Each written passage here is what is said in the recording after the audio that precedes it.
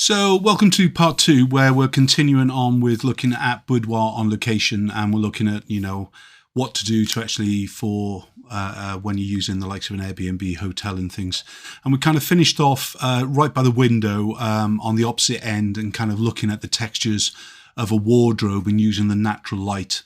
Remember, some of the things that we kind of covered in part one was to do with the, the styles, the lighting, the flow, things that you're preparing for before you actually go onto the shoot, remembering any props or any kind of accessories that you're going to need and so on with it. And even though we're not covering it all today, we're specifically looking at window and bed today. Other things will be lounge and bathroom, where you can actually kind of add into that series as well, which we'll do with another shoot and things. So in this next section now, we're kind of moved away from the window and we're now beginning to use the bed.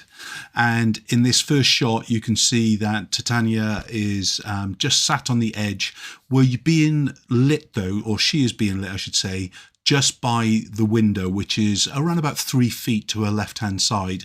And as you can see from the flatness to the light onto the stomach specifically, this is pretty much at a right angle to it. So it's hitting her flat on, and basically it's creating almost no shadow in at all. So hence we've got no muscle tone, we've got no real shadow in the cleavage. So it is a flat light. Now remember, that flat light is good when you're trying to kind of minimize the amount of kind of post-production work as well and things really. But from here, we've probably lost around about 1.5 stops to 2 stops. So as a rule of thumb, I will increase the ISO instead of changing shutter speed and aperture. Pretty much all of my shoots, as a rule of thumb, I keep to the same aperture. In this case, it would be something like f4 or 2.8, working between those. I'd be usually using either a 50mm lens or an 85mm lens. And basically, the reason that I changed the shutter speed is so that all this kind of lovely depth of field that I've controlled in the first part of the shoot doesn't really change in its style by the time I kind of move the subject away from the window. Now, obviously, there are times where you're working close to a window and basically you're kind of working on very, very high shutter speeds because it's a strong sunny lit day or whatever it would be. Then obviously you wouldn't need to actually change the ISO. You would just actually lower the shutter speed down. But as a working kind of a technique for me, I want something around 2.8, 125th of a second, or f4, 125th of a second as my working basics, and I'll use whatever aperture I need, ISO I need then to kind of make that triangle give me the perfect exposure. Exposing here would be taken from the face towards the light source, and that would be with the dome on of the light meter. Obviously, you might be using just your camera metering to get the same results and things. So at this stage, I'm keeping the sensitivity here.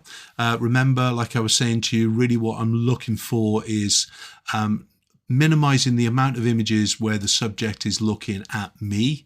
And we're looking at animation where we can kind of get a variety, especially when you're working in a very confined space. You really want to be able to work through your bit of a posing flow. And you've probably seen quite a lot of the kind of posing ideas I've given to you to boudoir over my boudoir series of films and things. So within here, there's bringing a sensuality. She's got absolutely amazing long hair, so that's a kind of a superpower for me. So I want to make sure that I'm using that as a part of the image. And what I'm always trying to do, in boudoir photography, is bring out the superpowers of that subject, whoever they are. And again, really what I'm trying to actually achieve is real photography that really reflects them and their character and their superpower as well, and not just a kind of a conveyor belt worth of images that I just go through all the time and things really. We've got to sit down and discuss it and kind of have a bit of fun as well with it and things really. And as you'll soon discover, another part of her superpower is basically expression, which we'll get to at the end. So vertical, horizontal, close up. I'm looking to mix everything into the shoot. I'm also looking to actually, can I get a shoot through effect? Can I hold something in front of the lens so it becomes really out of focus? There might be flowers in the room. There might be kind of accessories on the bedside table. She might have brought perfume bottles in, you know, little things that we can actually hold between the lens and the subject, especially when we're working very wide open. These things can add a 3-dimension, like we're seeing on this kind of almost a highlight area on the top left-hand side. Remember as well, a part of my kind of look is I much prefer a warmer color image, if that's what I'm going to shoot, is color. Obviously, you know that black and white, we'll get there in a minute. But if I'm shooting color, I'll pretty much be fogging the lens in some way with either breath or with something put in the way, like a piece of plastic or whatever it would be, to actually diffuse down on things really. As far as the animation of the pose is concerned, again, keep it as simple as you can. What are you photographing? But if I'm too particular with a client too soon, or some clients really don't get the kind of the guidance in the posing, then that's okay. Just chill with it. Don't go over the top. Remember, this is all about empowering them, making them feel great during the session, making them feel amazing at the end. So what we've got to do is make sure that everything that we're saying and doing is basically adding to that kind of superpower, and not just basically kind of trying to get the perfect image. Now, if you've got the great client and they're doing everything that you want, and basically it's all working together, you know, milk it, do more and more and more with it, and kind of really develop it on and things really. So when we start to go through it, don't be afraid to go in and get some kind of close-up shots, especially things like jewelry, piercings and so on. They'll really add into the actual mix of things. Don't worry if the hair falls across the face or whatever it is. The great thing about boudoir, it's really about the body and the animation and the lighting that we're using to create those images, rather than the perfect portrait all the way through. Obviously, we're trying to minimize the amount of post-production. These have all got like a quick fix in a Photoshop effect, or if you're using Bridge or Camera Raw at some stage now, you'd probably be using the texture in a minus to actually really soften all the skin down and so on with it. But again, it's the little things. Tatiana brought in more of bathing suits, I thought they looked like, rather than lingerie. And it was a bit of a curveball with what she's got on, because even though she brought she brought about 3 or 4 different things to wear, in this particular kind of section of the workshop, all I did was obviously kind of concentrate on making it feel good and the flow within about 15 minutes, so that I can actually then get the other photographers photographing in a similar or more dramatic or more dynamic way, if that's what they want, to actually kind of create their style of boudoir photography on location and things really. So as far as what she had on is concerned, that really kind of controlled the look and the feel as well to some extent. I mentioned about her other superpower. Her superpower was the expression. We're going to see a lot of these in a minute. It's good that by default I don't get the client to look at me always during the shoot, because I'm not kidding you, we would have had 200 smiley images, and basically the ones that she kind of chose were all the ones with big expression. She actually had a 60-inch canvas years after the shoot. She got in touch, and she wanted to get a big canvas done, and so basically I sold her the digital file that she could actually print her own. But she sent me photographs with it above her bed in a kind of a house and things really. It looks absolutely amazing, but it's not the expression one she's gone for. It is the kind of the sensual boudoir image, not looking at camera. But again, superpower is absolutely key to kind of bring out. And don't be afraid, even though I say, you know, I'm kind of what the butler saw looking through the keyhole, you know, what is your style of boudoir photography is key and things really. This image has got a reflector popping some light back onto the face. Now, we've basically made the light opposite each other. So if you think the window light is coming in from the 9 o'clock position, i.e. my left or her left as we look at the photograph now, whereas the reflector is positioned at the kind of the 3 o'clock position to bounce light back in. And that's because of the expression. If I didn't light the face, it would just be basically in shadow, and it would look like it was a mistake in the lighting. So that's why you're seeing it done here and things, really. When you're using such a big aperture, wide aperture like 2.8 f4, or even wider, even when you go in close with a 50mm lens and things, you can really start to actually drop the focus out, very fast. So be aware of that. Again, 85mm lens, if it's a portrait lens. So as soon as I start to actually focus it in on the texture of the bra, then you can see how automatically, because we're on a different plane as far as the nose and the face is concerned, the face is gone in focus wise. So make sure whatever you're photographing is absolutely pin sharp, and it is the point that you want to actually kind of get. So you can see how the earring, in fact, and the way that it drops into the same focus plane is actually quite sharp. So it's only this kind of strap and the actual bra front here and the actual the earring, because of the position and the lean of the head, that is basically sharp within this image. Okay, so then we kind of move over to the kind of the more classic kind of image, and I chose this photograph, in fact, because I've kind of made some errors in this point. And even though we corrected it in a few of the others, how you can get caught up with the flow. And I'm not using the excuse of a workshop, but I am using the excuse of a workshop, because really when I'm doing a workshop, I should actually be a lot more kind of refined in the pose that I want. But I wanted to show energy and how we're going to change the mood and the tone and so on with it. What's wrong with it? Well, her hand on the left-hand side that's nearest the window should be coming back towards her tummy more. And then the hand that is missing behind the actual bottom and hip, as it were, should actually be up on the top and things, really, or leaning down to the front of the bed. It would make it a lot more kind of harmonious and better for the body shaping as well.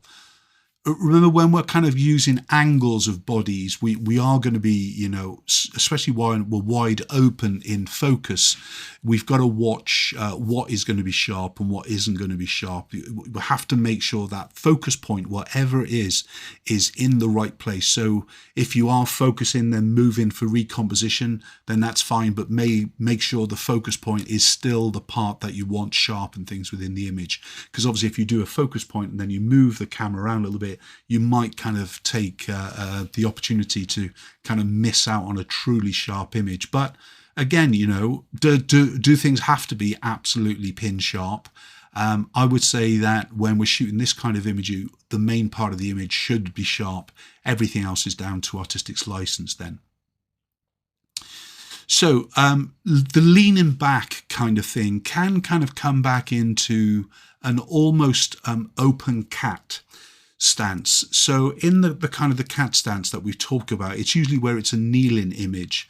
But in fact, when you kind of move from all weight on 4 limbs, and then you kind of get the subject to lean backwards towards the sofa, or in this case, the pillows, the kind of the arm that was in the foreground nearest to the camera can be taken back behind, and now they're kind of leaning, and now we get a different kind of openness. And the reason I call it the open cat stance, it's almost I could call it the same with I've only got dogs, but I could my Ebony loves to have her belly tickled, and that's why I kind of do the open cat stance. So it's the feline kind of element, the feminine feline, and that's where I get the kind of expression. So in my head, I'm still running through these different kind of pose-in flows to make sure I kind of get that variety, so we can kind of control things through.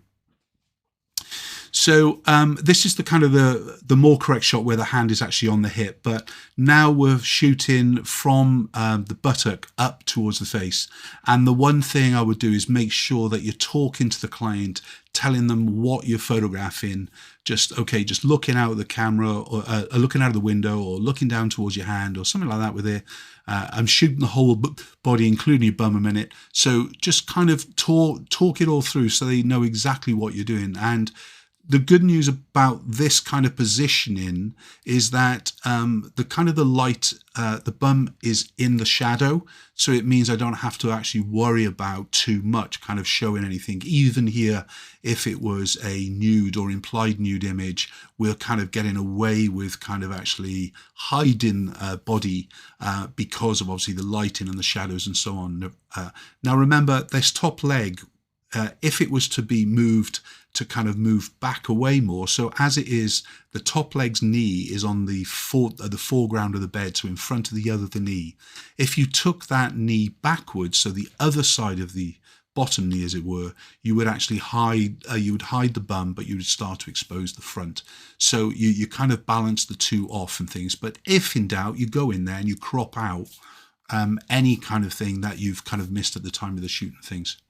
Most annoying part about this imaging things is light switches. You can see in the top left hand side you've got a gold light switch there in this hotel room, and again, because it's an old manor house, it basically has everything with opulence, like you could tell from the bed head and so on, but more so it has very reflectant kind of light switches and sockets and so on with it. So as a rule, I try and use things to actually kind of hide what are those light switches as well and things really, but it's not the be all and end all with it. But again, move around the subject. What we want to be doing is making sure we're not just photographing from one position. So if you can imagine that she is in the middle of the o'clock now, and if I was photographing from the bottom of the bed towards the bed head, the camera would have been originally in the 6 o'clock position. I've now moved to the 5 or the 4 o'clock position, yes? If I move closer to the window, so the light is going to be flatter, and hence the look would be flatter if we photographed her. If I move towards the window, the camera position would then be at the 8 or the 9 o'clock position. But when I talk about the clock and compass, I usually talk about the clock and compass as far as the lighting position is concerned. So in this case, we've still got a light coming in from the near 9 to 10 o'clock position. And that's why we've got these lovely catch lights on the face. As a rule, in portrait photography, I'm still trying to actually give this beautiful light. And for me, the beautiful light is when I bring a catch light or reflectancy to the 5 planes of the face. That's the forehead, the chin, and the 2 cheeks and the nose. By doing that, we get a lovely roundness and a 3-dimension and so on with it. Now, obviously, if I was trying to shoot more erotica, I would obviously kind of tilt the bottom perhaps towards the light source, so that would illuminate more and things. So again, thinking about what we're trying to illuminate and what we're not trying to illuminate and things. So we're going to move into the kind of more expression in part 3. So let's leave it here for now. But remember, as far as the getting ready to shoot or book an Airbnb or the likes of a hotel, make sure they know that you're going to be photographing during the course of your stay, because some Airbnbs don't like it and you could get a little bit of bad feedback from that and things really. But again, if you explain and if you show what you're doing and things really, then you can obviously work quite wise.